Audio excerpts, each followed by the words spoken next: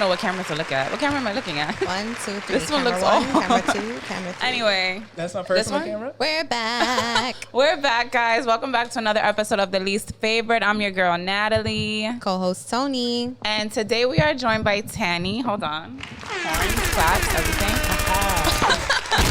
So, just a little background. I met Tanny being a thought pocket in Shanghai.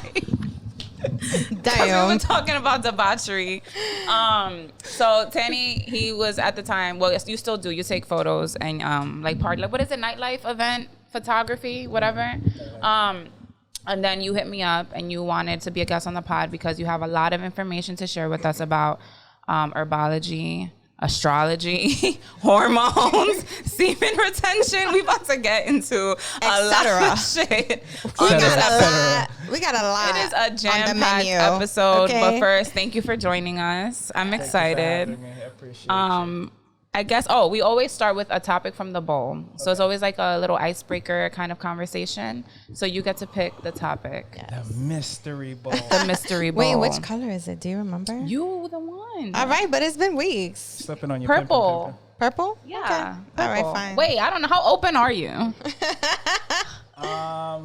He seems pretty open. I feel like you're pretty open. So you pick whichever color you want. All right, How about that? Because some of them which is the most risque one? I want the I don't remember. The purple ones, I think it was. the purple ones are actually like for that game we play.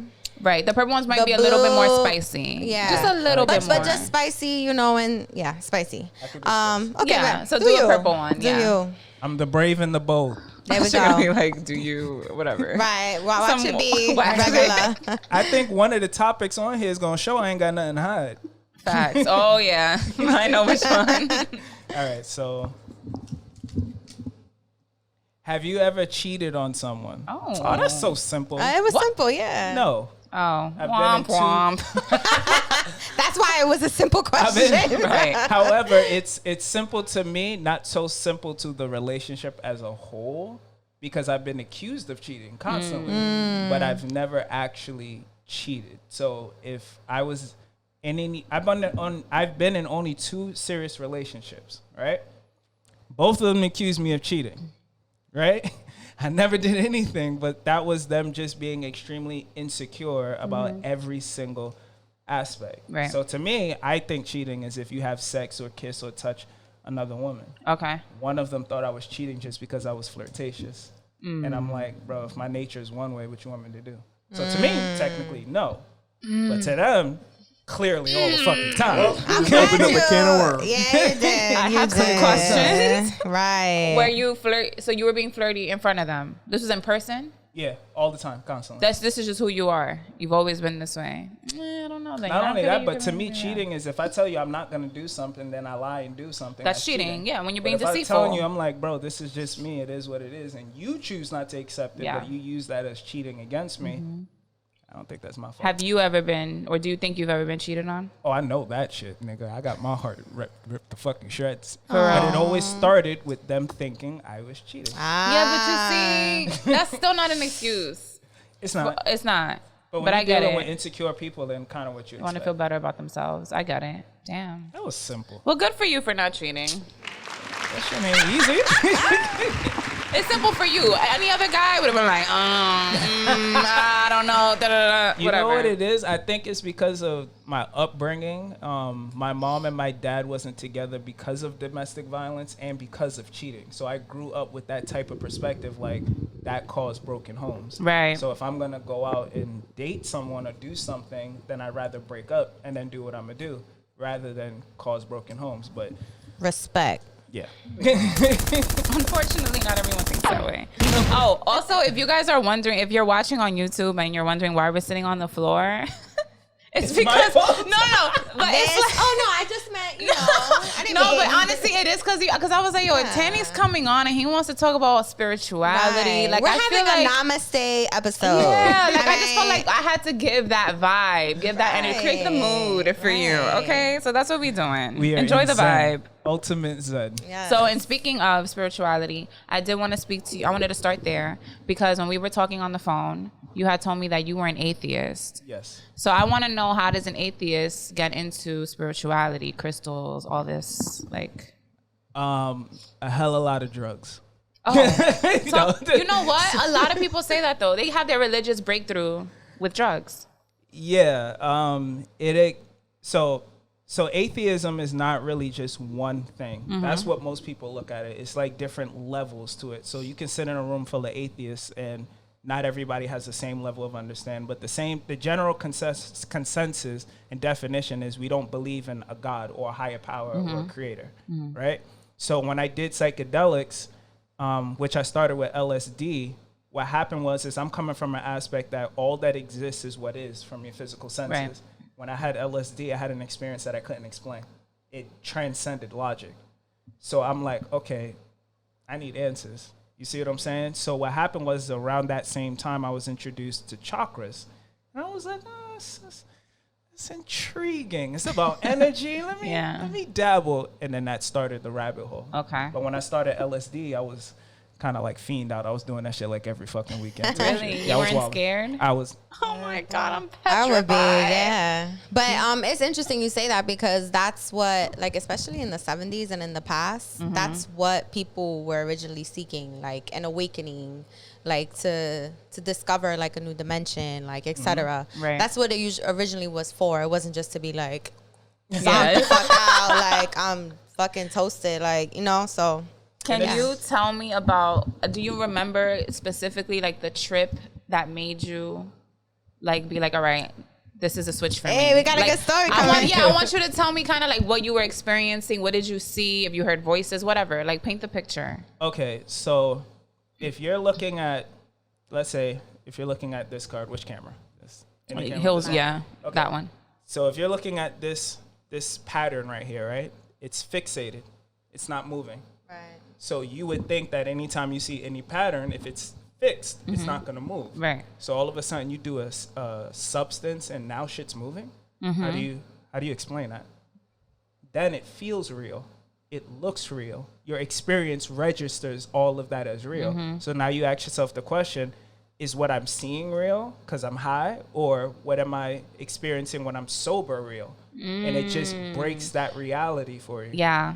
You see what I'm saying? But a lot of people are scared of it because a lot of people are scared of the truth. Because a lot of truth comes out. You start sitting with yourself. You start being aware of your emotions. You start feeling and sensing colors. Certain colors have an effect on you. Certain energies have an effect on you. Now it's like when it comes to psychedelics, it heightens your level of serotonin.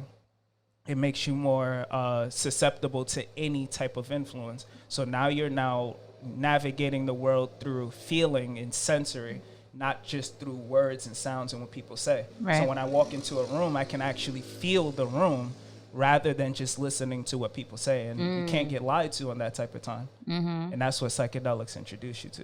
Gotcha. Now, the trip itself was hilarious. Hilarious. Everything was funny.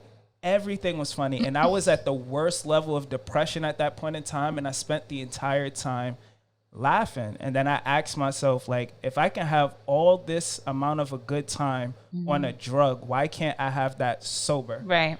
So every day that I was sober, I was trying to reproduce that level of ecstasy without the drug. And that completely changed my motherfucking life. Gotcha. And I think that's where the struggle and where like the abuse of the drug comes, because people really do feel like that level of, you know, euphoria, that level of happiness can't come without it, you know? And that's always like, I feel like the issue. Like, I feel like people really don't think that they can recreate that, and you really can, like, by yourself with a lot of concentration and a lot of work, but you can. Psychedelics is a little different. It's not, you don't get addicted to the ecstasy. You get the addiction to the new reality that it offers you. So you become an escapist. Because I was really, I wouldn't say hooked on it, I was relying on it. I hated this world, I hated my reality so much that I took psychedelics constantly to escape. Right. So that's more of it, not the good feeling, because like I said, I reproduced it. So life was just amazing, sober. If you're gonna have a trip and you have an amazing trip, it's because life is amazing. If you have a unpleasant trip, it's because life is shit. Life right. But that's the thing, for some people, life is shit. So like they don't know sober what to do sober in order to recreate that feeling. So I think that's where the dependence comes, right? That's what you were, yeah. Yeah, I'm scared of LSD. Why? I don't know. I'm like weird about drugs though, because I be getting paranoid. Do you drink? Do I drink? Yeah. Yeah. So you do a substance that fries your neurons, but you wouldn't do one that God. heals it. Here we go. I'm just saying. I don't Like know. when you break down the logic of people's drug of choice, you can really tell a lot about people. I would rather someone say, I'm not really open to it because of the fact I don't do no drugs, than for people to I've do done some drugs that drugs. actually deteriorates their body, but then shy away from the one that repairs it. Because then it's like, where your psyche at, nigga? Where's your priorities at, nigga? However, She's like, they're not lined up right now. Right. It's not in the cards. It's not in the cards for me at all. But did you have a question about spirituality or no? No. Okay. Oh, I would like to say one thing Yeah. about the definition, the etymology of it, because a lot of people fuck it up. Everything you do is spiritual. So spirituality, like the suffix ality, is just a practice. Spirit, the Latin root word is spear, like expire, inspire, respiration. All of that is breathing. So the definition of spirituality is practicing breathing. And as long as you're breathing and you're alive, you're practicing. The difference between me with all of this expertise and the average person is I have experience in doing it intentionally. Right. So when you're not doing it intentionally, you're actually serving someone else. When you take the power in your own hands and you do it intentionally, you serve yourself. And that's the difference between the two. But everything is spiritual. Absolutely, I agree. I feel like sometimes I could be like in a meditative like state, but I could be cleaning. Absolutely. Like it depends like what you're doing, and again, when you set intention. Yeah. Even listening to music, whatever gets you into that Mode. inner space, which is actually called esoteric. Whatever brings you into that inner space where you just in a state of bliss, that's meditative. You don't have to sit there with your legs crossed. and Yeah, cool. Yes. exactly. That's a certain practice though. That helps you clear your mind. That's a tool, but that's not the only meditative space. Since you're talking about meditation, I had a question. Demon. Demon. Demon. I like that. I know a I like little that. Spanish. Demon. Damn it. Okay, because I've heard two different things when it comes to meditation. Some people believe that when you meditate, you have to clear your mind. You can't think of anything. Completely empty it. The minute a thought comes, like push it out, focus on your breathing. And then other people say, no, acknowledge all the thoughts. Just let them come and let them go. And whatever comes, just acknowledge it. But don't like have an emotional reaction to it. So what's the right way? Yes. So everything? Yes. Okay. It's what Okay. you're going in there for. If you're going in there and you're realizing you're overthinking and you're noticing that you're in a thought loop, then break that loop by pushing it away. Okay. But you must become aware of it first. You don't want to be caught in a thought loop doing regular things in your day. However, at the same time, sometimes you just need to allow your brain to just breathe, to just create, to just do whatever it needs to do. You're allowing that space for your brain. So it's a little bit of both, but those are just two different techniques that's called for certain situations. Got it. So it's not either or, it's both. Perfect. Just whatever you need at that time. Okay. Yeah. Yes. Well said. I want to get into astrology now. Here we go.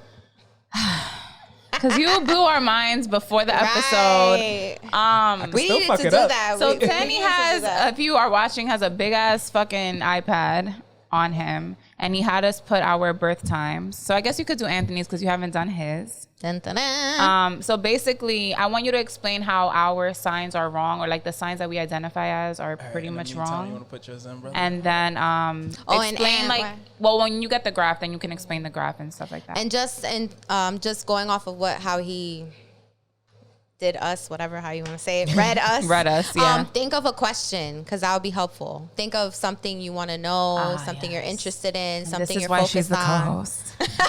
This is what Natalie's waiting for. 'Cause she's like, yeah, cook him next. Cook him next. No, I love Anthony. Short name, like my nickname? So put your first name as your short name, and then put your full name as your full name. Anthony, middle name too? Do you have to put middle name? no, Okay. no. Okay, so yeah, explain. Yeah. And then think of a question. All right. Go ahead. Explain how is everything wrong? What's the the right way to be reading these or looking at them? Okay, so astrology is a science. To break it down a little bit easier, you have astronomy, which is observing the stars, and astrology is the personification of how it has an effect on us, right? And one thing a lot of people say is pseudoscience, but how is it pseudoscience if, depending on where the sun is in the seasons, you have like cherry blossoms, you have all the seasonal changes. So we're not affected by that. So that's when the ancients have realized that astrology has a power over us. The issue is, there's two issues when people use astrology. When someone says like, what's your sign again? I'm a Cancer. Okay, so when someone says a Cancer, the first thing they say is, oh, yeah, because, you know, you think like a Cancer, you act like a Cancer. You're you feel emotional, like a you're Cancer, sensitive, emotional. yeah. That's using it improperly. Okay. Because when you use your birth date, you're actually just finding where the sun is at that point in time. So what it's called is your sun sign, but that's not your whole entire chart. Your sun sign just represents your perspective of how you view life. You view life through a scope of a Cancer, right? That's it. So once people start saying you think like a Cancer, no, that's Mercury if it's in Cancer. It's not always in Cancer. Right. You act like a Cancer, that's Mars. You relate like a Cancer, that's Venus. People are literally just picking on something and then just running with it without actually doing the science and the study itself. This is a very intricate, it's a very intricate science that I've been practicing for about 4 years now. So it's not like I just picked it up and just kind of did it. I've been doing this religiously, like constantly nonstop. Yeah. The second thing is the dates are wrong. So depending on who you talk to, I'm not referring to the 13 zodiac because that's completely BS. I'm talking about the fact that I think they say the Aries sign starts in March 22nd or 23rd. Between the 21st and the 23rd is the beginning of Aries. The beginning of Aries is actually April 14th. So because of the precession of the equinox, all the signs have shifted. And Western astrology, which is what we call whitewashing, didn't make the change because if you study the science, they don't want you to know the truth. So you're not actually able to use it properly. Makes so that's sense. why when I was reading it from there, imagine if I was reading it based off of the signs y'all knew, I wouldn't have been accurate. I would have been telling you misinformation. But if the or you just would have been telling us the us same thing we read when we go online and we Google things based on our dates. You know what I mean? Yeah. But it wouldn't have been accurate. It wouldn't have been accurate, yeah. And that's really the biggest misconception with it. I always tell people that if you are going to say anything about astrology, at least know what the hell you're talking about. Most people don't. They don't know what the hell they talk about. I don't say nothing. I'm like, I feel you. Word. So in my chart, before the signs move, I was considered a Sagittarius. So depending on who's asking me, I'll be like Sagittarius. Because the first thing I ask is, oh, when's your birthday? And if I tell them December 9th, but I tell them I'm a Scorpio, which is what it really is. It's an argument. Word. It's like, what are you talking are about? You a Sagittarius? And then they start judging me like I'm a Sagittarius. And I'm like, bro, you're doing this all fucking wrong. I feel like the key word of this whole episode is cognitive dissonance. Where you tell someone the truth, but if it challenges their belief system, they're going to continue to believe the lie because it's comfortable. And that's literally what that is. Yeah. So I love astrology. Helped me through so much. Can you read Anthony's? Yes. Read his thing. you really try. Yeah, that's great. No, but read that. I'm kidding. Relax. I'm kidding. We ready. First of all, Drum roll. we Just gonna. so y'all can actually see what I'm reading. Yes. I should screenshot this so if you. Yeah, we can put it. It's actually clear. Clear as Pretty hell? clear? You can still screenshot nice. it. Yeah. Love so that's it. what I'm looking at. A whole bunch of lines and a whole bunch of symbols. So when I do my oh no, this is Tony. When I do my readings, I'm not looking at words. I'm not looking at stuff that you would like Google. This is stuff that I actually had to study what each symbol is, and then I give my own interpretation based off of the information that is showing me. So Anthony Green. Dun dun dun. Dun, dun, dun. We applying pressure, but he's dead ass chilling back there. Yeah, he don't care. I'm curious now. I'm curious. Okay, so just What's to your give you a question? couple key points, and then you can hit me with the question. 1 second. Sorry. So your sun sign is in Cancer. That's what I'm saying. All right. Your Virgo is rising. Your rising is Virgo. Your descendant is Pisces, which will explain why you attract people who need a certain level of guidance. But they're actually coming to you for perfectionism, not really necessarily guidance and grounding, right? Which would also explain why you would probably get the idea, give off the idea to people that you're perfect and unflawed. That is so you. That is so you. That I'm perfect. Yes. I'm glad that Tony's here to co-sign because if it was me, But we love you the way you are. do we though? It's just your Damn. relationship with it. If you're walking around like you're perfect and you have no flaws, and it's to the point where you make other people feel bad about themselves and fuck up their realities, that's when it's a problem. I don't do that. I'm comfortable with my flaws enough that they don't bother me, and I don't allow my flaws and my insecurities. I don't put that on other people. I don't project it on other people. I'm comfortable. I know my insecurities and my flaws, but I accept them, and it doesn't let me affect my relationships with other people. So with the descendant being in Pisces, what that means is that your external ego is one that has a Piscean nature. So you're going to attract a lot of people that look for wisdom, that are looking for downloads, that's looking for guidance. So when Pisces season hits, everybody's getting their downloads at that point in time. Depending on where it is in your chart is what area of your life is going to happen. For you, it happens in your overall being. So you're always going to attract a lot of people who are looking for wisdom, and they're looking to get that mirror effect of where am I flawed, where can I perfect myself, and where I can be better. And they use you as that iconic figure as a point of reference. You see what I'm saying? And the fact that you don't really do it in a way where you're willing to put other people down is actually a good relationship with it. Mm-hmm. Right? So that's... Agree. Look, I trap agree. Jesus. I agree. Trap Jesus, baby. Trap Jesus. Wait, you have a question for him? I didn't. Did I need to have one? Yes, that was the homework. You see why I kept repeating But myself? I know you said that, but I didn't know if I needed to because he just read No, you everything. need to ask him Nah, it was something a so good he read. can. It was a good read, though. I You did wanted it. more. What's been on your mind, brother? Well, the only Anything? thing is not similar to what she had, but it's like I have a 5-year plan I want to be able to step down from being full-time at my main job. I told you this before, to be more part-time and do more content creation. That's my soul.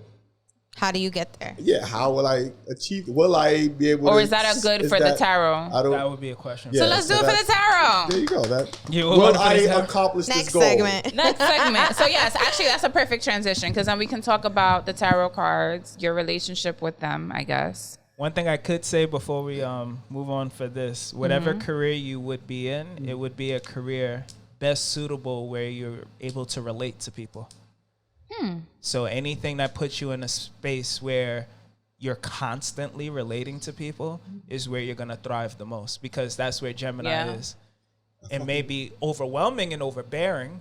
No, because my job, I'm dealing with one-on-one with patients all day long. But even with photography too. Yeah. But I'm really, when I always tell people the thing I'm best at in my job is being able to relate to my patients that I see and talk to them and just just go down. People to earth love with them. Anthony. It's fucking retarded. I don't be understanding because I hate He's people. not even he's not even a warm. That's why. You know how people are bubbly and they're like, oh, you're He's not bubbly, bubbly, right? yeah. I can see how people would gravitate towards you. Anthony is so not that. And for some reason, people are just like, oh my God, I love Anthony. He's so great. That I'm like, he's a dick. He didn't even smile at you. Time out. I'm bubbly because I like y'all. Oh, so you're not a bubbly person? No, if I don't really know you, even if let's say if y'all were to introduce me to someone, I wouldn't even hug them. I'll give them a handshake. I'm very guarded because my rising sign is in Cancer. So that means every time I touch someone, every time I give my energy, it's taxing on me. Just like with him. That's probably why he has a little bit of that issue with being overwhelmed by relating to people. So for me, I'm bubbly with people that I feel safe with. When I'm not, I'm really off guard and really stern and standoffish. Makes sense. Low key antisocial. I can't see it, but I believe you. I believe you, but I can see it. When you see me around someone when I'm not comfortable, put me in a room where I'm like, nah, this ain't it. And you're going to see me lock up like a hermit shell. Really? Yes. Just watch him when he's taking pictures, even in Shanghai sometimes. He'll go up to someone and be like, picture, but then he'd be like, all right, whatever. Kind of like, you can see the way he moves around with people. It's like, all right, whatever. Like, you know what I mean? I ain't trying to talk. I ain't trying to do none of that. Nah. Yeah. All right, Taro. Next segment. We're having a whole sesh right now. A whole sesh. I love this. This is I'm in the vibe. I'm in the This energy. is my favorite tool. I'm not going to hold you. This is my favorite tool. For what exactly? Tell the people. Like, what do we use it for? Okay. Yeah.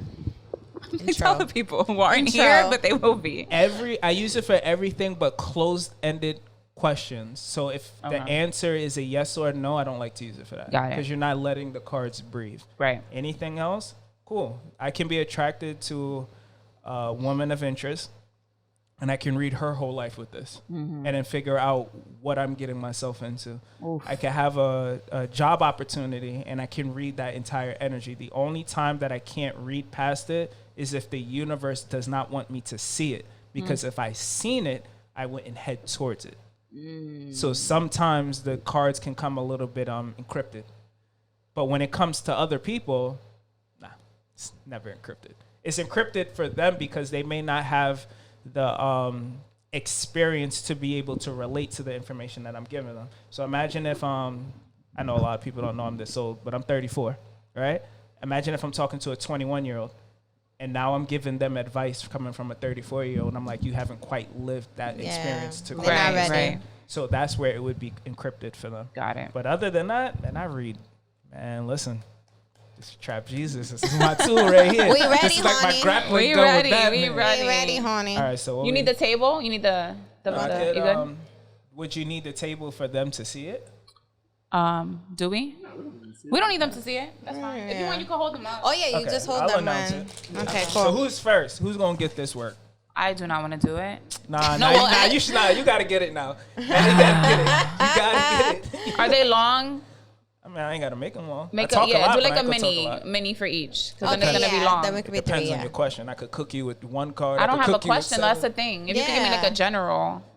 Okay, so, what were we saying? What were we gonna do? About the podcast. We were gonna do about. All right, so we're question, gonna do a quick general reading. I had I guess a concern about the podcast. We're having a reading, like, for the pod. Like, For the pod, yeah. So just phrase the question again. What are the barriers that I'm Yeah, facing so and how to break them We're down? gonna look into what boundaries or barriers that you're dealing. However, for context reasons, would you like to explain what kind of boundaries you're aware of? I think sometimes, okay, definitely creative blocks, definitely feeling very overwhelmed. I feel like there's a lot that we're trying to do that we end up not doing it. It's like too much on our plate. And then it's like our hands are being put in all like different pots where it's like we start something, then it's like halfway finished. And then it's like, all right, we forgot about that because we started doing something else. And then it's just, it's constant communication, a lot of reminding people of things over and over again. And it's just, sometimes I'm just like, you know what, fuck this shit. I don't even want to do it. I'm just going to fucking walk away from it because I don't want to be bothered. So I personally identified 2 problems, but we're going to let the cards speak. Okay. Otherwise, it wouldn't be no fun. No, yeah, let the card speak. All right. So we're going to look into what barriers you're facing as far as trying to get into a more successful state to progress, not really Progress more in an efficient way. Okay. So what barriers is the least favorite podcast facing that's preventing progress? So first we have the Hermit reversed. And then we have the 5 of Wands reversed. And then we have the Knight of Cups. And then we have the Knights of Pentacles. And we'll stop at 5. And then we have the 8 of Swords. Actually, I had to count that. I counted it real fast. I don't know if you heard. I heard you. It sounded like when you eat something hot and you like blow it out and you Huffle.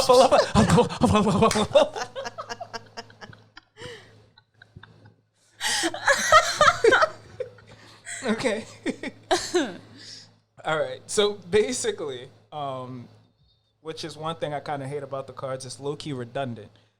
So basically what this first card is representing is the fact that you're lacking some sort of guidance. So you're definitely lacking direction. That's why you're looking for progress. But the same energy that dictates progress is the same energy that dictates guidance. So if you're not really looking for that type of guidance of learning how to do it the proper way, which is actually going to take solitude, this is a card that represents actually having to take a step back from what you're perceiving. So if you're really looking at the problem too much, sometimes the answer is to stop observing it. And then you realize that some problems either go away because you're not causing the problem, right? Or some problems aren't that big, or they just kind of solve itself. You see what I'm saying? Your presence, your focus may be causing more of the problem. Got it. You're dealing with a lot of conflict, right? I don't know if it's with other people. Well, whether you think it's with other people, but it's internal. So I'm not sure if this is relating to specifically you, since it's relating to it, but I don't like to call it this, but work-life balance. So if your life is chaotic, then the podcast is going to end up taking the blunt effect of that. Yeah. So whatever chaos that you having going on with the podcast may be just a reflection of what you have going on in your personal life. So you can't have a chaotic personal life and then been wanting work to fucking fix it. Right. That's why I said, when you said all I think is about the podcast, I'm like, that's low-key obsessive. Like something else is going on. So now more so, that is keeping you in a space where you cannot move. And that's why you see with the picture, the lady's wrapped up and they're surrounded by swords. What the swords represent is your own mindset. So you're trapped in your own mind, which means you are standing in your own way. You're causing your own problems. So maybe what I'm getting is more so, you probably got perfectionist overtones. So you want it to look and be a certain way, which may be out of your budget. So now you're stressing it. You want it to operate a certain way, but you may not be there yet. You may want it to be working in this specific way, not understanding that that way is complex and you actually supposed to start out simple. So you start out simple and you pay for complexity. So you haven't quite got that understanding of it yet. So again, you're focusing too much on that. Whereas if you fix other areas of your life, it will resolve itself. And then these cards is kind of telling you what you need to do. The Knight cards represents the actions that you need to take. You're more focused on the goals in which you're trying to do. Yeah. And this is where you're taking the most action. You need to balance that with the actions you're taking behind your emotions. Especially because we talked about in your chart, which is, what you got up in there? In my chart? Yeah, I don't rising remember. sign again? Gemini? I think you said Gemini, right? Is that what you said? I think so. I don't remember. Yeah, Yeah, because I was Gemini. like, ugh. My sister's a Gemini. No, you this have a says- Gemini sun. Oh, that's the one. I don't remember I the don't rising. remember the rising. I gotta look it up. He connecting Because it this is out. why this is Intermission. important. When I started working with the cards and combining that with astrology, it teaches you about your nature. And the quicker you can pick up on your nature, you start understanding the cards a little bit better. Well, while he does that, do you guys agree as outsiders looking in? About what he said with Yeah. the cards? You remember my I time? can see. You have I it? can. Yeah. I Oh, can okay. see. No, I can see that. I can see I that. definitely agree with everything you said. Yeah. Like Sometimes I do 1000%. feel like we want to do a lot of stuff, but I never say we're not ready for it. She'd be like, "No, we got it. We can do it." And I'm Right. like, "I don't think we can do this." Because I don't want to. I'm never like the negative Susan, however you want to say. Negative you know? Nancy? Yeah, whatever. Pessimistic? Susan, I try not to be that person. Sometimes I do have like little doubts, but I hate being the one to bring that to the table. Like, I'll voice it in a way like, "Are you sure you want to you go sure? this Yeah. route? Is that what you really want?" Yeah. And if that's what you really want, then I got you. Yeah. But do you think it's empowering to be prepared for the worst? yeah, How because do you- that's how I navigate me personally, and that doesn't like I'm more I don't want to say negative with myself. We don't want to say that, but I do like try to prepare. Like, okay, if I don't do this, this is gonna happen, type of thing. But I can handle that with myself. Not everybody else can, So I don't know. The thing about it, that's a part of accepting you for who you are, and those around you accepting you for who you are, and being and valuing your perspective. So I have a very pessimistic outlook. And I'll tell people that shit off rip. If you take offense to that, then that just means you haven't accepted me for me, because I'm just trying to help you. So my thing is, in life, I thrive for being prepared for the worst. So I'm always going to look at what people would call the negative side of things. Now, when I come into a situation and I don't give that aspect, and then shit hits the flames. Yeah. Mm-hmm. Like, I'm the one that could have prepared people for that. Like, nah, I'm not. Yeah. I'm not doing that. But sometimes you can't prepare I do, for the worst without pessimism. And then it gets validated with how I am, because sometimes I can like predict things, because I'm like, oh, this is gonna happen if this is happen. This is gonna happen if this is gonna happen. Like, not just with this, but in my head, like just with my daily life. And I'm like, yep, there it goes. I will say we do have a good balance on the pod though, because so you see how she's like, she could go either way. And I'm one extreme or the other. Right. And I would say Anthony is just like really good at being like the true, like level head, logical, like, buffer. No, that's not a good idea. And he stands on that and he gives me his reasons. Or yes, that's a good idea. We can do it because of X, Y, Z. And I'm like, all right, cool. So it's like, it's a good balance. But I think everything you said is definitely me. Like, none of this is them. None of what you read is anything they're doing. That is all me. And for the most part, I'm the one who's coming up with the ideas, or being like, no, I changed my mind. I don't want to do that. No, maybe we should do this. But and then it's just like, I've been thinking all these things already, because I have been spending time alone. These things have come up in my head. So now you are just reaffirming everything that I've already been like, I need to just. So you have a Libra rising. Okay, so what does that mean? What that necessarily means is relation to this is that your entire life is dependent on balance. So everything you're saying, you would require balance. That's why you would find value in people who can balance you. Oh my God, yes. However, if you're reliant on your external, you're lacking your power. So how can I become balanced, more balanced with me? Other than spending time alone, is there anything else I could do? Well, solitude is for you to be aware. Okay. You don't really find balance in solitude.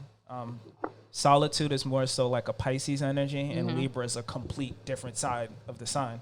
So as far as, what was the question again? Like, what could I do to balance myself? Are you aware of the power of duality? Okay, so duality is more so like black and white would be considered duality. You have to be aware on what side of the spectrum your position is on. Okay. So if you're relying too much on what some would call the masculine, you would have to find the opposite counterpart of that energy. Okay. So if you're noticing that you're being a little bit too aggressive, and you're noticing what's going on around you is an outcome of that aggression, you would have to find what is the opposite. Maybe I should be a lot more passive. Got it. So I can't really give you a one answer to correct that, especially within your chart. That's where your complexities will come in. Now, the thing about it is, be aware of the people you attract, because the people you attract are looking for you to balance them. And if you don't have the balance, now it becomes a toxic relationship. You see what I'm saying? And what ends up happening is you start over-romanticizing people who bring you balance, when it's supposed to be your job to bring them balance. Got it. And you don't want that. And then if that's what's happening in your personal life, then what happens is when you come into your work life, you surround yourself with people who does that balance for you, because you can't handle it in your personal. Got it. And then you can't progress, because life, what the universe is trying to do is, I want to protect you from losing everything. So figure out when you have nothing. Therefore, when you have everything, you can retain it. Right. So right now, that's why it's causing that blockage. Like, figure this out now while you have nothing, so that way when I do give you more, you don't squander it. But it requires balance. And especially if you're an emotional spender. Your emotional buyer, your emotional things. Like, Oh, man. That was good. That was great. Trap Jesus. Oh, my God. Hey. Trap Jesus. God. No, that was great. All right, we need to move on. Right. Go. Let me just transition. No, No, because I really want to get into the health stuff. Oh, yeah. Because you want to get to that one topic. No, because it's a lot. No, not that topic. Well, I don't know. There's a lot of different things. All right, so when we spoke, you told me you practice herbology. I was like, I don't even know what the fuck that is. So I want you to start there. What is it? And then we'll get into the other. So when you think about medicine and you look on like pharmacies, you ever see the word drugs? So that was kind of like stolen from the what's the medicine agency called? It's not Big Pharma? It's Big Yeah, Pharma, Big Pharma. but there's an actual name that they have for it. Oh, I don't know. But Big Pharma, about 100 years ago, you didn't need a license to be a doctor. What the hell was niggas using? So they were using what they call drugs, but the etymology of drugs is herbs. And in all religious texts, herbs are the healing of the nation. So back before Western medicine, all Western medicine does is eliminate your symptoms. It doesn't heal or fix anything. So if you have arthritis, you take Western medicine, it gets rid of the pain of arthritis, but it doesn't get rid of arthritis. Right. Herbology, what it does is it actually prepares the body to heal itself, but you also got to make lifestyle changes so that way you no longer have the problem. When you no longer have the symptoms, because pain is supposed to push you to do something, when you no longer have the symptoms, you're not going to change your life. Right. Then you become reliant on the medication. Then it gets worse. Then you build up a tolerance. Now you need more. Now you go from arthritis to fucking diabetes. And now you go from diabetes to some fucking other shit. So when it comes to herbology, it's about providing the body what it needs to function. And since the American diet, where we have like the sickest country in the fucking world, people are cooking their foods. There's no nutritional value in it. All the nutritional value they tell you about meat is actually if you ate it raw. And they don't tell you that. They want you to eat it. When it comes to drinking milk, calcium, that's fortified calcium. That's not real calcium. So when you look at the American diet, there's nothing nutritional about it at all. And then you put in like a salad. What? So with the herbs, I have certain amount of seaweeds in there. And the way seaweeds work is, so the back of this would be like a rock, right? There's minerals in this. Plants eat the minerals. They turn it from inorganic to organic. And when we eat the plants, we get that mineral value, right?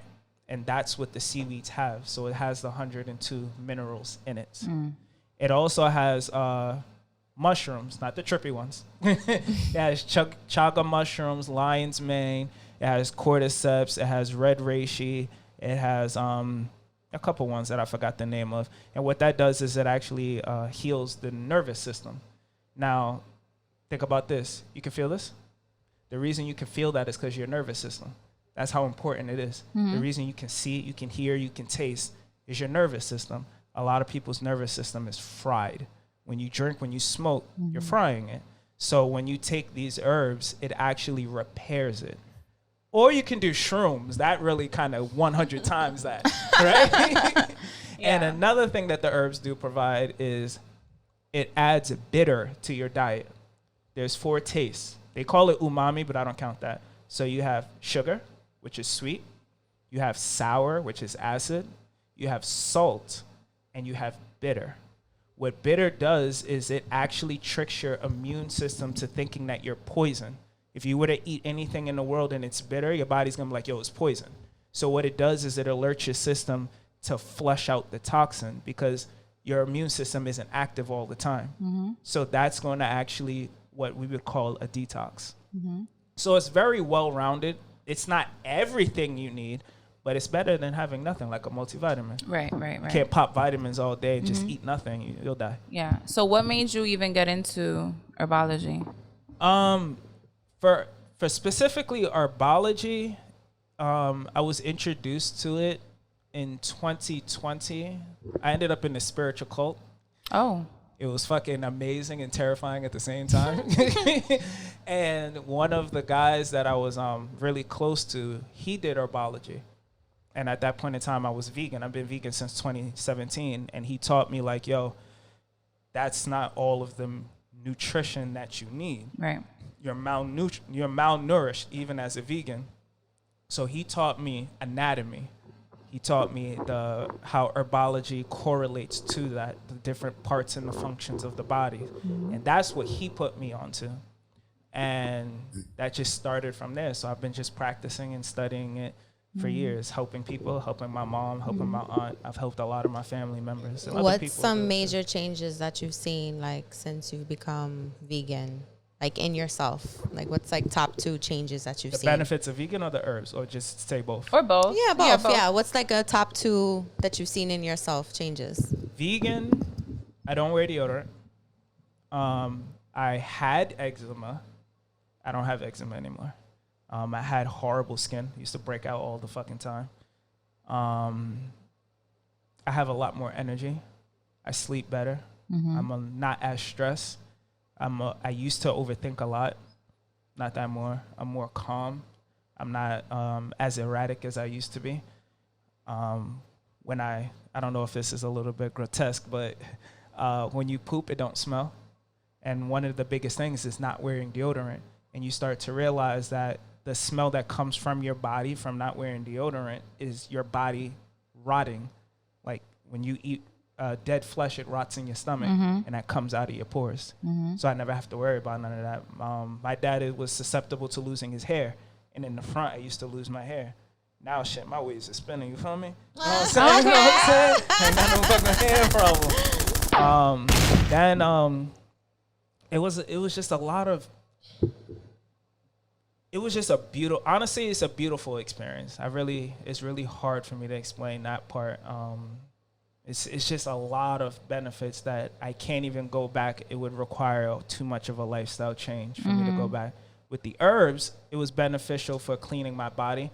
I actually had IBS at one point in time, irritable bowel syndrome, which is where the bacteria in your large intestines back up into your small. And I almost got really sick and couldn't digest foods because of the fact that the bacteria is eating everything. The herbs cleared all that out. So now I can digest foods. I can break it down. I feel fucking phenomenal. And, because I know you're waiting for this topic. Yeah, go ahead. No, yes, go ahead. Go ahead. It healed one of the biggest things that I was suffering from, which is erectile dysfunction. And a lot of people don't realize that. So the herbs helps with testosterone and hormonal balance. Now, I was suffering from erectile dysfunction at 24. I didn't get into herbology from 27. So you're talking about a massive gap. I didn't fix erectile dysfunction entirely until 31. I'm 34. I just turned 34. So that's how long of a journey it is. But people don't realize that what you eat affect your hormones. You see what I'm saying? You need certain minerals to actually put your body in a state where reproduction is a priority. And estrogen, testosterone is a big factor towards that. So that shit changed my life. That's why I don't consider myself a herbalist. I'm not out here promoting it. Like I tell people, like, you know, I'm gonna get an order. If you want to order some, I'll share some. But I ain't no herbalist. I'm just trap Jesus with the goods. So I wanted you to briefly just talk about the effects that hormones have on us, and the things that are, like, I guess, affecting our hormones to be really detrimental. So we're gonna split it because it's a little bit different between men and women. Men, it's a little bit different. So a lot of the things you eat will strip a lot of the minerals out of your body because you're constantly sick. Once you put death in your body, you're putting diseases into your body every single time. So all of the minerals that's used to build your body up is being used to kind of protect you from what you're doing to it. So when it comes to men, you're losing zinc, you're losing iron, you're losing magnesium, you're losing all of the things that will allow for reproduction. That's why a lot of men do end up having issues where they're, like, when they do have an orgasm, it's little. It's not a lot. Your balls start to shrink, and that's a part of reproduction. So hormones and reproductive system work hand in hand, and a lot of people don't know that. So some of my clients that I worked with are 21 dealing with erectile dysfunction. You got a lot of women that have fertility issues at like 24. You got women hitting menopause in like their early 40s when that's supposed to be something that's supposed to be in your 60s. Right. You would think, why? They're putting hormone growth serums into your meat. They're putting them into fish because all of these are farmed. They're not out there just catching random wild fish. They got a pool of that shit that they feed antibiotics to. So there's hormones in every single thing. With women, it's a little bit worse. The chemicals they put in your shampoo, your eyeliner, your lip gloss, your makeup, your foundation, your perfumes. There's chemicals in your deodorant. That's why I was saying, like, it's really complex how much you end up getting away from. And once you start giving your body what it needs to protect you and to thrive, you don't have to end up worrying about a lot of those things. So that's how hormones really does have a massive impact. Yeah. And one part about it is hormones will actually dictate who you're attracted to.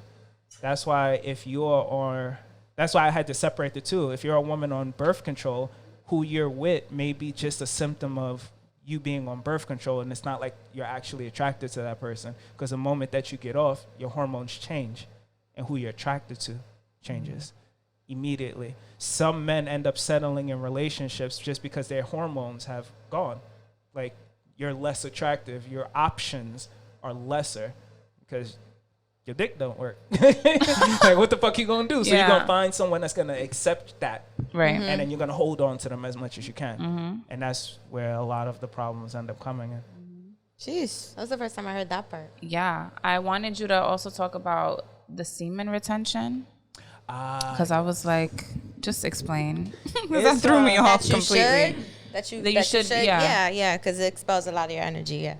Hell yeah. So, all right. So, can we talk about one?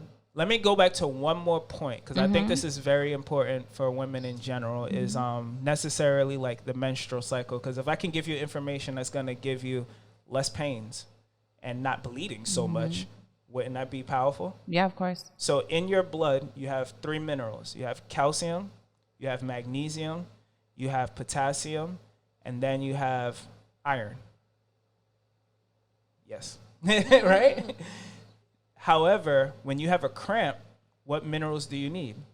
Calcium, potassium, magnesium, and iron. So the more you bleed, the more you're going to end up cramping because you lose those minerals and those nutrition. What clots the blood? Calcium. Now, the key part is calcium. When you're eating trash and your body's constantly in overdrive mode to healing itself, what does it use? Calcium. So you're not getting enough calcium to clot the blood. So now your flow is like crazy, which means that you end up getting into a space where now you're malnutrition, because imagine if you're bleeding out every single month. Like, what does that do to the body? You see what I'm saying? So what ends up happening is now you're stressed. Your cortisol levels is high. What ends up happening is now you start eating a lot of carbs. Now you start gaining weight. That's why as women get older, they start gaining weight. And it starts pushing you closer and closer to menopause. Once you have that level of carbs, insulin goes up. Estrogen goes up. Now you're emotionally erratic. Now you're hard to deal with. Now nobody wants to be around you. Now you end up settling with a man who is going to tolerate your emotions rather than one that's just going to desire you. So it's a perpetuating cycle of pain. The best way to fix that is, if you know your cycle is coming, first of all, stop eating dairy. No milk, no eggs, right? Eat raw foods. If it's cooked, don't eat it. Eat salads, eat fruits, eat vegetables. Put those nutrients in. And by the time you do have your cycle, the worst you should feel is pressure.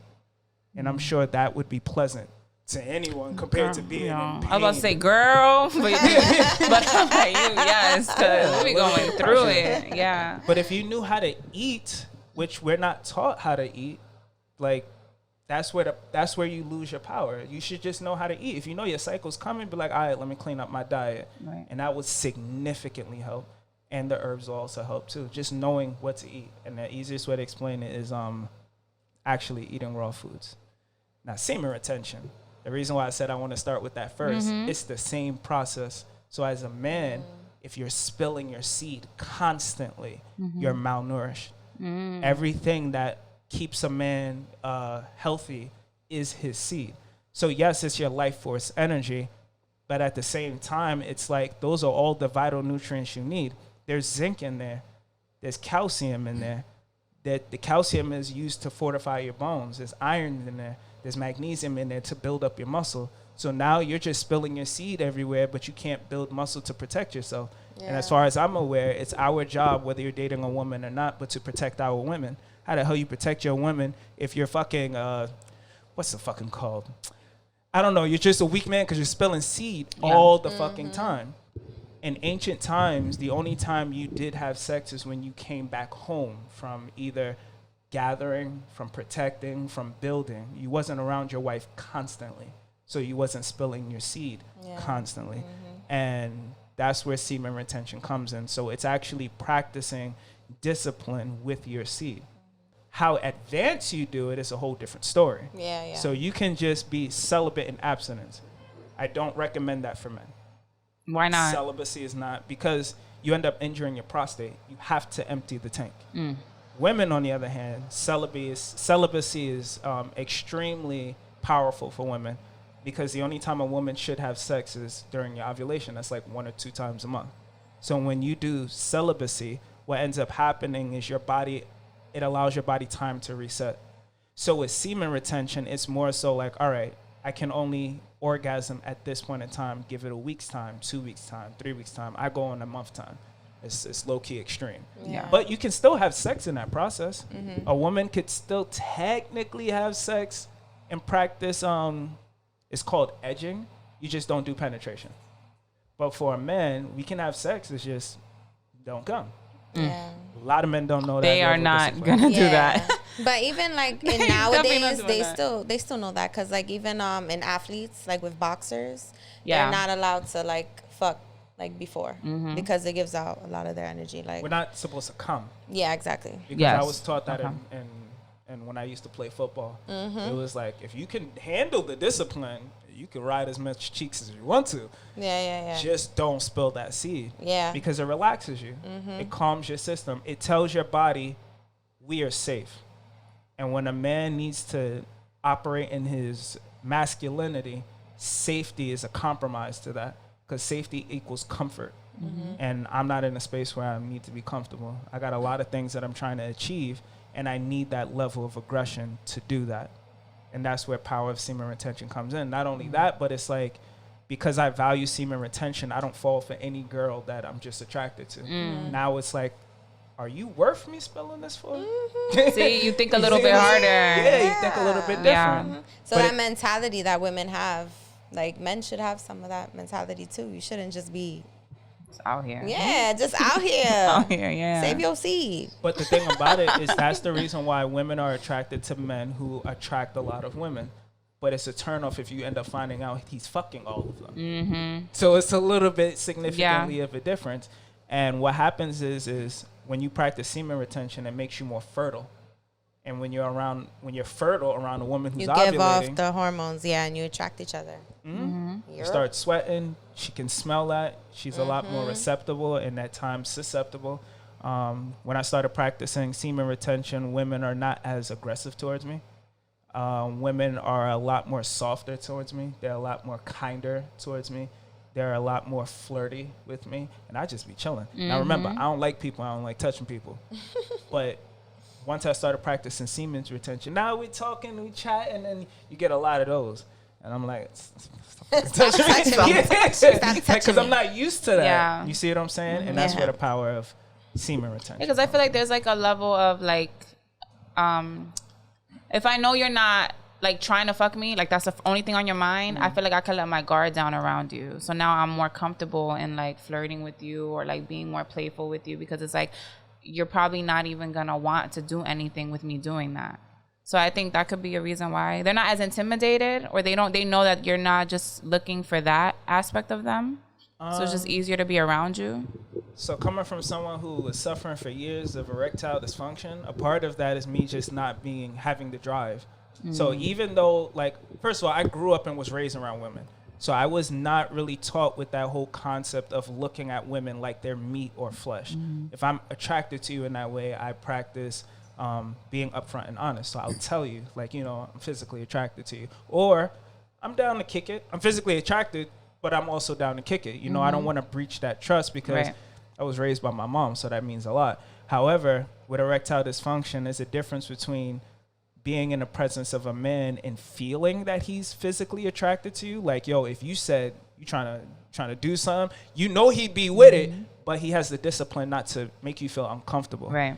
That is the type of energy a woman should be looking for. Right, but in this day and age, with a lot of men having sexual fertility issues, it's just a lot of men that just don't have that drive. And that's what also causes a lot of men to cheat, because they want that boost of an ego. My dick don't work, so I'm gonna try to prove in other ways that I can get a lot of women. Right. What y'all call a low dick energy? Yeah. Right? Yeah. Exactly. So it can be felt. Yeah. It can definitely be felt. I do want to wrap up, but I have one question. Yes. How, like, wait, which one should we ask? This is the last one. They're both good. If Should we you just want do to both hit of them? both, I can make it short. Okay, make this short, yeah. So how has this lifestyle affected your relationships, your romantic relationships? Oh, boy. What part? Wait, what? What part? Okay, so I guess when you're actually, if you haven't, have you been in a relationship since? so I broke up with my ex in 2017. So Okay. 7 years of being single. I'd say 97% of that was me being abstinent and celibate. Okay. So I wasn't really sexually active. But you at were all. dating?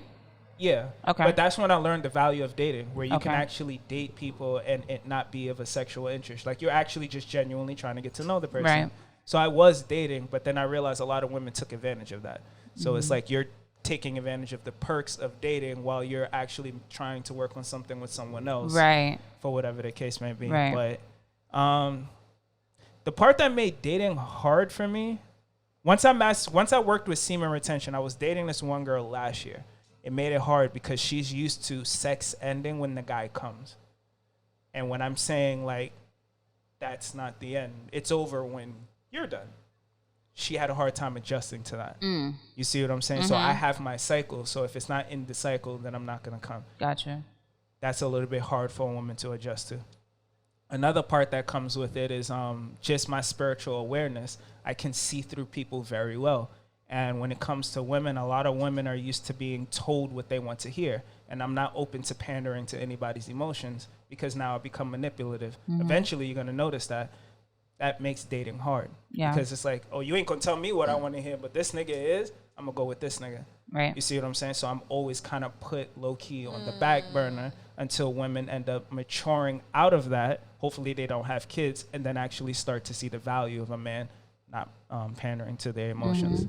And you feel like that all stemmed, like that realization and that change in your personality all stemmed from your like lifestyle change of veganism and herbalism? And being awareness of how the world actually works. Because I study people. I study psychology, just knowing things. Like, if I'm around a woman, the first thing I'm going to pick up on is your vulnerability. You feel safe. Your guard is down. You're more receptive. You're more susceptible. What do I do with that? You expected me to do what every other man has done, which is take advantage of that and get what I want from you, rather than just letting you sit in it and decide what you want to do. Women aren't used to that. Yeah. You know? And the other question is, what advice would you give to someone who's interested or looking to transition into veganism? Clean your body first. Detox first. Okay. Without removing the bacteria in your system that craves the foods, all you're going to be doing is be miserable craving things. And to clean it out, raw foods.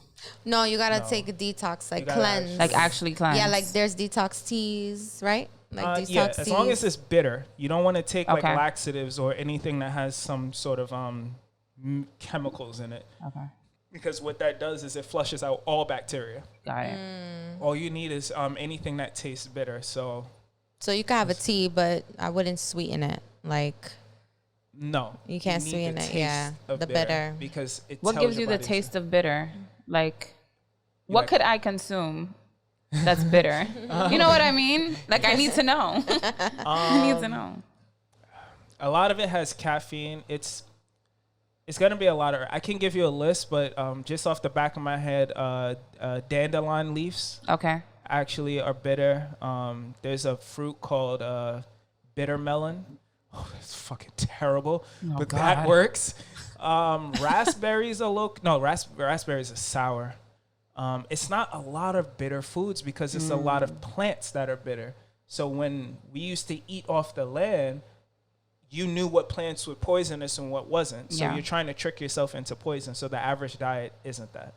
So if you look online and you can look up bitter herbs, that'll give you a really great list of that. I will do that. Bitter herbs. I did want to end the episode with the breathing exercise thing. Yes. We said it was only 5 minutes, so we can do it. This will be a little interactive portion of the pod. So just explain really quickly what we're going to be doing, and we're going to end on that note. Okay. So basically, the exercise is pulling your body into a state of called hypoxia. What it does is it shocks the system like, holy shit, I can't breathe. So what the body does, it responds by actually absorbing the oxygen that it does have. And with oxygen in your system, you can think better. You have better emotions. You can move better. You can relax. Remember, the basis of spirituality is breath. So once you have that level of control, you can control whatever you got going on. So one thing about it is even through sex, like if I'm having sex with a girl and you're breathing erratically, you're going to kind of fuck up the moment. So you need tempo, you need pace, you need control. So breathing helps with all of that. But what I would like to do is first I would like to show you what your oxygen levels are like now. Then we do the exercise. And then you see how quickly it extends. That's fun. All right, so we have. I'm glad you brought the phone. So I don't know where my phone is. Behind you. I'm glad you brought the phone. Are you ready? Yes. Now, it's not going to be a full practice, but if you ever, anybody watching this, if you go and look up pranayama, then it'll give you a bigger sense. And there's many different ways to practice this. So what we're going to do, right? So I'm going to try it on both of y'all. No, not that. No. What we're going to do, all right? We're going to take a deep breath. I'm going to tell you first, and then you do it. You're going to take a deep breath, and then you're going to exhale. And when you exhale, focus on compressing your lungs as much as possible to squeeze as much air out, right? And when I say go, that's when the timer stops. That's when the timer starts. And we're going to see how long you could do it. Okay, with no air in your lungs. Out? No. So let me just show you first. Yeah, show us. So you're gonna go.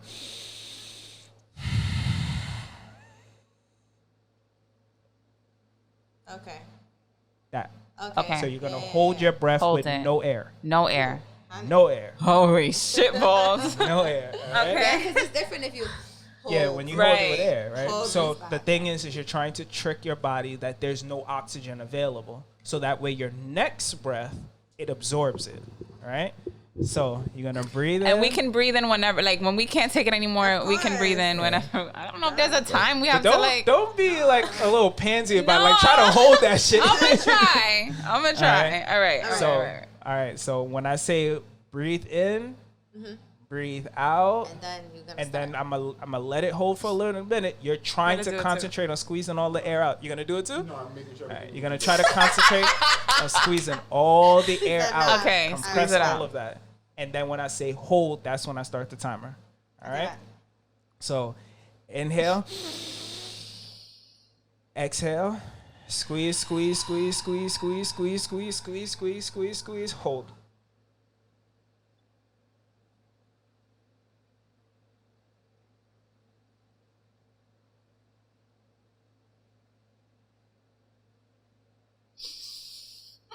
I couldn't do it. Yeah.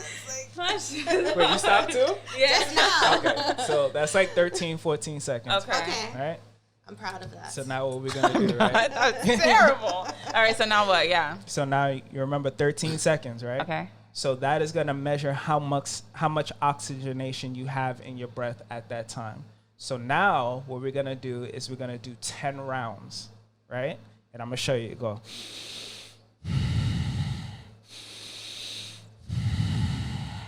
Gonna do that 15 times. 15. Let's try 15. Okay. Right? And then on the exhale, I'm gonna count it for you, right? On the exhale, you're gonna do the same thing, and you're gonna hold, and you're gonna watch how you beat 13 seconds. Okay. All right? So, all right. Can you count for us real quick? Because I can't breathe. Count how many breaths. Yeah. Oh, Just put your fingers 1, up. 2, Yeah. Every time So- we breathe in, Every time we count. breathe All right, in, that's I'll one. count Yeah. out loud. All right. Oh yeah, that's fine. You could do that. Yeah. All right. Ready? 15. 15. All right? All right. So when we inhale on 15, you exhale. When you say 15, exhale. Okay, so I count And you 1 hold. on the Inhale. inhale. All right. Exhale. Then we Gotcha. exhale, then 2. Then 2 inhale. Okay. Gotcha. All So right. 15 is when we're gonna do the holds. Yes. After the exhale. But when you Got hit it. that 15, remember, rush to squeeze all the air out, and then I'm going to hit the timer. I bet. All right? Got it. So, Are we ready? All right. okay. Yeah, let me know. All right, let's go. Ready? And begin. 1, 2, 3, 4, 5, 6, 7, 8, 9, 10, 11, 12, 13, 14, 15. Squeeze, squeeze, squeeze, squeeze, squeeze, and hold. Hold. Hold. I know you feel lightheaded. Don't pass out. Hold that breath. You're going to feel tingly. You're going to feel everything feeling very numb. You fucked up. Concentration. Oh my God. No, because I was really feeling the tingling. I was feeling numb. I like that shit though. That shit was crazy. fire. That was crazy. That was 21 seconds. No way. That's amazing. That felt like 10. So no, now, that's really good. Because I feel like I broke. Really what happens is the next step after that is when you do have to breathe in that next breath, once you hold with air in your lungs. And I've learned to be able to practice to hold my breath up to 2 minutes. Wow. That's crazy. Holy shit, that's crazy. No, but that whole, like, the way you feel, like, just that whole, oh, sorry. I totally forgot. No, just the way you feel, though, the tingliness, you felt that, right? I felt it. Even, like, in no, my I felt. No, I didn't feel fingertips. tingly. I just felt numb. I Like I felt didn't feel numb my and body. tingly. Yeah. That shit is lit. I'm gonna do it Yeah. again. You want to do it again? Yeah, I'm gonna do it at So you're home. gonna do So that? I can keep doing that. Yeah, but the more you it's- get used to it, Yeah. the more you make it harder. So what I was giving you is short dynamic breaths. You can also do breaths where it's like, you mind if I show No, my yeah, screen? that's fine. Okay. What ends up happening is when you inhale, the air drops to your abdomen. That stretches your diaphragm. When you inhale, Push it all out. Oh my Lord Jesus. you raise your diaphragm. Okay. So it's very advanced. The diaphragm is a muscle. When it has no flexibility, you can't breathe well. You can't control your emotions. You can't control your thoughts. The fact that y'all can only hold it for about 20 seconds would mean you can't think clearly. If you stop breathing, you're dead. So this is an exercise that allows you to do it. Yeah. So sometimes when I'm forgetting things, I take a moment, I do my breathing exercise. When someone pisses me off, believe me, I raised fighting, I'm going to breathe. Yeah. When I get emotionally charged, you get in your feelings, you breathe. You'd realize that a lot of your problems is the lack of breathing, and it's not actually the problem itself. Oh my That's God. a brief little exercise. Chef Jesus. Tammy, thank you for joining us. Thanks This so was much so for the great. knowledge. We had so much fun. Yes. Did you have fun? Yes. You feel I did. good? Amazing. Okay, good. Talking your shit. I'm glad. Of course. Like always, guys, like, share, comment, subscribe. I will put Tanny's. Are you okay with people following you? Because I could put your information. Absolutely. They may have questions. I don't My know. next career is follow. doing life coaching. Like, I want to Oh, do this hit for him like up. a living. Tell him Like, all your problems. Just He's dump all ready. your problems on He's him. ready. I want to do this for a living. And yeah, we will see you guys next week. Thank you again. Bye. Thanks.